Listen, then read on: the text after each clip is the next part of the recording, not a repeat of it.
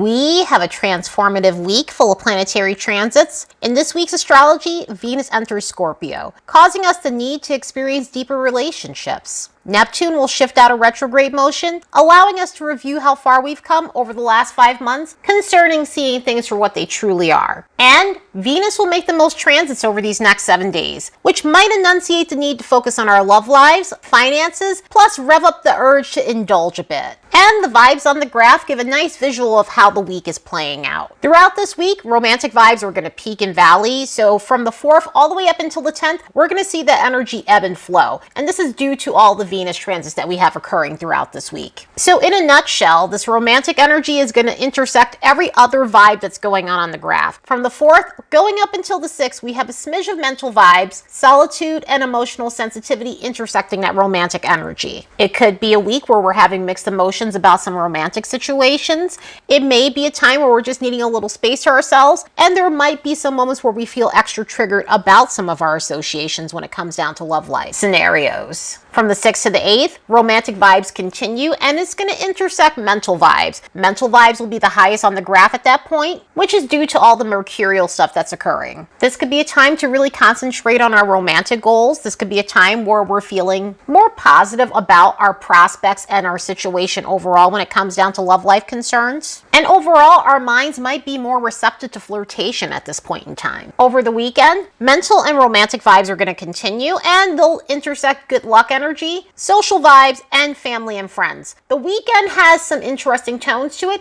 As a matter of fact, this week has more positive transits than it does, unconstructive transits. Not saying that we won't be affected by those, but there's a little more optimism in the air than normal due to a Venus-Jupiter transit that may be complex, but it does bring in a celebratory tone. It does bring in an indulgent tone. It brings in a social tone, but also gives us this feeling that luck is on our side. So yeah, we have yet another interesting week ahead of us. Let's look at these next bunch of days and see what we can expect.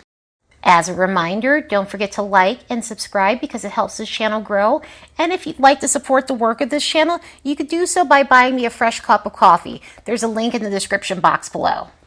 On the 4th, Venus transits into Scorpio. We leave the happy-go-lucky, charming, and beauty-loving vibes of Venus and Libra. We shift to a more intense approach that helps us look deep beneath superficial things in our love lives and financial situations. To be honest, there comes a certain point in time where we need to get serious about our relationships, and we need to look at things for what they truly are rather than what we'd like to see. Sometimes we need to take a step back and make sure that the same energy we're pouring into a union is being given back to us, because Venus is about receptivity. And of course, we get that in all the Venus signs, especially with Venus and Libra. However, when we get to Scorpio, it takes a more intense approach to look at every aspect of our relationships, even the not so pretty parts. And for this reason, Venus doesn't necessarily feel the most comfortable in this energy. In astrology, we have a system called essential dignities that helps us look at various planet sign combinations. Some pair well, while others may have a bit of a struggly time when combined with a certain planet and sign combination. So when you have Venus going through Scorpio, it is in a condition called detriment. The reason for this is Venus is the governing planet of Taurus, the opposite of Scorpio. Also, Venus is the type of planet that wants to let its hair down, enjoy itself, and not really have any cares in the world. Not be bothered by the more turbulent things in life, the more serious things, the scary things in life. Whereas Scorpio energy is just not afraid to go there. So when you have a combination like this, we can run into some snags for that reason. But does that mean we're going to have a horrible time with Venus and Scorpio? Absolutely not. Yeah, it's going to hit some harder transits, and when it hits those harder transits, we will absolutely feel those effects more intensely. For now, let's appreciate the beauty of this. There are times in life where we may not welcome that kind of energy in terms of seeing things for what they are, but it's very necessary. It's necessary for us to transform. It's necessary for us to break bad patterns and habits, and especially since we're talking about Venus, this is our bad patterns with money. This is our bad patterns with relationships. This could show us why we need to adopt healthier coping mechanisms when it comes down to our relationships and our finances. And overall, what we need to get serious about concerning romantic scenarios and our monetary situations. From the healthy end of this, we could find ourselves fixating on the more important things when it comes down to our love lives. We could come to the realization that we need better one-on-one interactions. We could come to the realization that we need more passion when it comes down to our love life. This could be a time where you're deeply craving something like a soulmate. So it could be a period of looking for something more karmic when it comes down to love life concerns, rather than something that's superficial, rather than something that's casual and just to pass the time by. And this could get us really thinking about what we need to do to attract that type of energy to ourselves. And by what we need to do, what we need to transform, and what we need to work on in order to bring that serious type of romance to us. For those in committed unions, this could be a period of really getting more passionate with one another. This is one of those energies where intimacy becomes very deep. So romantic unions could really experience a more revved up exchange with one another in that sort of way. An energy like this really helps us connect with our intuitive side as well when it comes down to our love lives. So this could be a period where you're feeling more receptive to your partner if you're in a relationship and you're just able to anticipate their needs. And for those who are dating, it might be a time of meeting someone where you connect on a psychic level. So this tends to bring in otherworldly exchanges when it comes down to our romantic scenarios. Scorpio deals with other people's money, and so combined with Venus, our planet of how we earn, this could be a time where we're starting to find a balance between those things. Other people's money could be spouses, it could be banking, it could be loans, and any other sources of income that isn't yours. So this could be a time to find some balance in that. Also, since this deals with debt, it could be a time to work on clearing some of that up. It could be a time of finding something that's going to help you in terms of clearing out balances that have been accruing for a while, so you can eventually move forward from debt that's holding you back. Or if this isn't the case, because this does deal with banking and loans, it could be a time where you're working on building your finances back up and saving money again. Of course, there's a lower vibration to this. Anytime we have a planet changing signs, we always end up having its higher expression, but we also get its shadow expression as well. Because of the intensity of this and because of the intuitive nature, we need to be aware of the stuff that we're picking up. And what I mean by that is, sometimes we could feel as though we have an intuitive hunch in this energy, and really it may be more suspicion than anything else. So we need to be aware of that, especially when it comes down to romantic relationships. Because this could lead into power struggles, this could lead into a lot of jealousy, this could lead into retaliation if we feel as though we've been slighted, and it can also turn into obsessive thoughts about a relationship itself.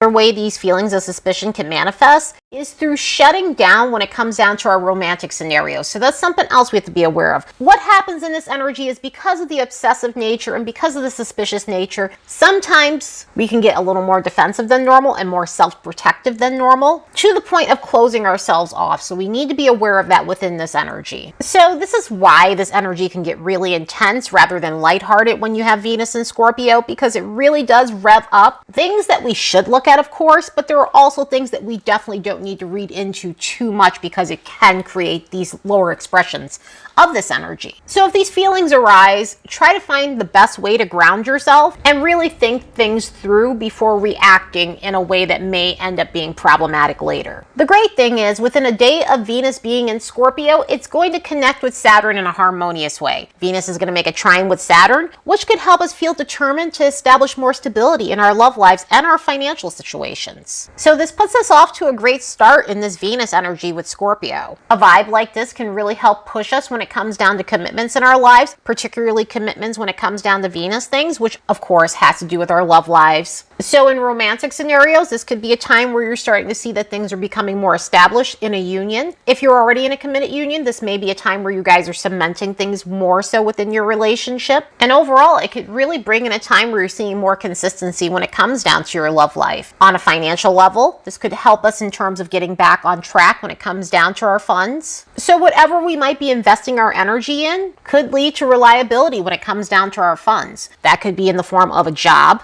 It could also be in the form of seeing that money is coming in more steadily and you're able to put money away and start saving more. But overall, this is a nice way to kick off Venus entering into Scorpio. On the 6th, Neptune finally stations out of retrograde. Neptune went into its shadow period on March 9th, then went retrograde on June 30th. And so we've had 5.5 months of this planet being in its regressive cycle. Of course, we still have the shadow period to get past, and it'll still be in its regressive cycle, but this is now the stationing point, and this is now now where we might be having more clarity about our situations. And by clarity, this could be a period of understanding things that might have eluded us. Neptune has a lot to do with illusion. Neptune has a lot to do with denial. It has a lot to do with sweeping things under the rug, ignoring the elephant in the room. But when it goes into retrograde, we're forced to look at those situations truthfully so that way we can move forward to something healthier. So a retrograde like this could have helped us in terms of seeing things for what they really are, in terms of inappropriate behavior, people taking advantage, manipulation, deceit, or anything that's knocked us off spiritual alignment in any sort of way. So some reflective questions to ask when it comes down to this retrograde is, where have you become aware of someone's deceptive behavior and any sort of gaslighting that might have been going on in your life? Was this a period of working on getting out of denials and understanding uncomfortable truths so you can move forward with your life? Was this a time to work on escapism when it comes down to running away from things that you definitely don't want to deal with because they may be too much? But since this retrograde, you're realizing that you can't avoid these things any longer. Are you coming to a realization that you can no longer see the idealized versions of a situation? Whether that's a person, whether that's a circumstance, whether that's anything to do with any other personal stuff you have in your life, has this been a time where you're realizing that you need to get real about those things? Have you come to a place where you're realizing it's not wrong to set boundaries for yourself or with other people? Speaking of which, was this a period of time where you're realizing that being overly sacrificial is coming at a cost to you? And that you can no longer abandon your own needs because it's leading to self-sabotage. Sometimes with Neptune, this could be abandoning ourselves for a relationship and other situations where we sever off our identity in order to get the approval of other people. And so this could also be where you're setting limits with yourself so that you're no longer doing that, but also putting up boundaries with other people, which is not always easy. It's not easy to do it with ourselves as well. Was this a time where you needed to regain faith back in yourself or faith back in other situations and people? Sometimes this faith thing could be about your belief systems as well. Was this a time where you were working on beliefs that were either holding you back or regaining some sort of belief or adopting a new belief that's going to help you move forward and progress in life? Was this a time where you got back into spiritual practice and reconnected with your metaphysical side? Neptune retrograde sometimes helps us get back in alignment with our mystical side if we've lost sync with that. So this could have been a period to really reconnect with your higher self. Another thing with Neptune retrograde is it can help us show ourselves more compassion. This goes back to gaining faith back in ourselves, but in a way where we show ourselves the same kindness that we extend to other people. So this could have been a period of being more gentle with yourself. This could have been a period where you were showing more empathy to yourself or just forgiving yourself for anything that you might have felt didn't pan out the way you wanted,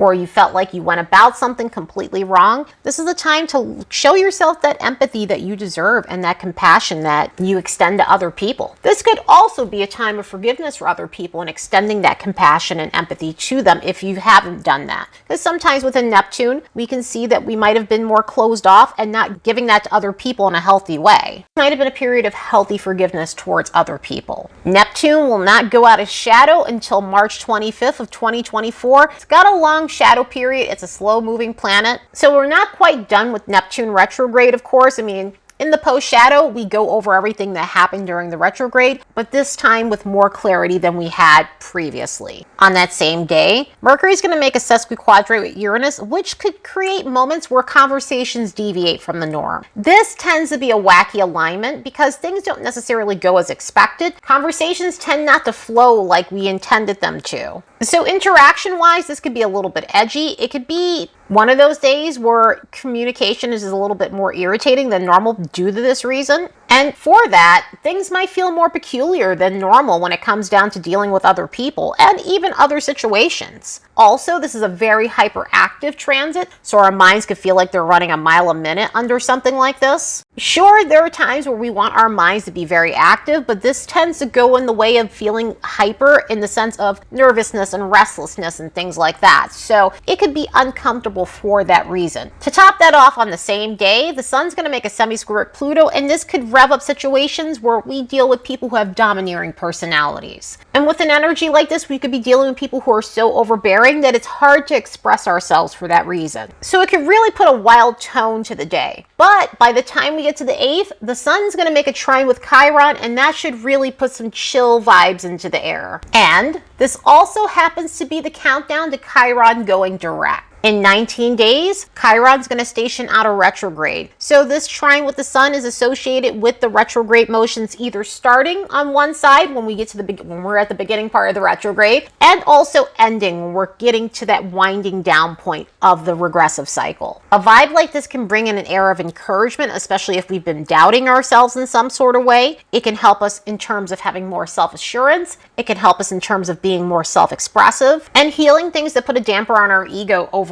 So this really brings in a tone of feel-good vibes to it, especially if we've been feeling off and just not feeling like ourselves. Also, because of the Chiron nature, this is great for giving someone else a pep talk that needs some encouraging. So in a sense, we could healthily boost someone's ego on this day. And the cool thing about the 8th is Mercury's making a trine with Jupiter, which also enhances this cheerful tone. This is why we were seeing all of those positive vibes on the graph. An energy like this really brings in a huge dose of optimism. As a matter of fact, this weekend has optimism written all over it with the Venus transit that's happening with Jupiter. And even though it's a complex transit, it brings in an enunciated feeling of upbeatness. But this Mercury-Jupiter alignment makes it fun to communicate with others. It puts us in a social mood. It gets us feel like we have the mental bandwidth to extend ourselves to others. So communication takes on a very lively tone for this reason. And the great thing about this lively tone is it's a dose of thought-provoking communication, but it's also a dose of humor. So it could be a day about chatting about silly things and cracking jokes. But it can also be a day of immersing ourselves in philosophical communication or talking about high-minded things. So overall, things flow well communication-wise and our mindset under an energy like this. And with all these Jupiterian vibes over the weekend, it could put us in the mood to take more chances. And that can result in good luck in a lot of ways with this energy because Jupiter helps us go for the gold. So we might aim our arrow at some fortunate opportunities. However, there is something that we do need to be aware of. Venus is going to make an opposition to Jupiter, and this could really enunciate a sense of euphoria. And what I mean by this is it can enunciate the feeling that luck is really truly on our side. And that's not a bad feeling to have, but at the same time, you really do want to be careful with an energy like this because due to the exaggerated feelings, we might take some risks that we really shouldn't be taking. Sure, take healthy risks this weekend.